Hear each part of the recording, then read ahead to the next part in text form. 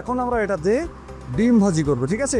এটাতে যে ধোয়া হয় না সেটা আপনাদের আমি দেখাবো। দেখেন চকচকে একটা পাতিল নিয়েছি, এটা কিন্তু এখন এখানে দিব। রান্নার পরে দেখতে পারেন যে এটা চকচকায় আছে। তেলটা গরম হোক।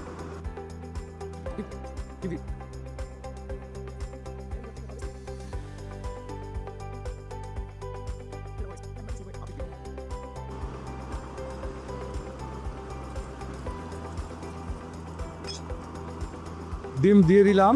এখন খুব সুন্দরভাবে এখানে ডিমটা ভাজি হয়ে যাবে, দেখতেই পাচ্ছেন পুরো ডিমটা ভাজি হয়ে গেল। এখন দেখেন আমাদের এখানে কালি হয়েছে কিনা, কালি হয়েছে দেখেন।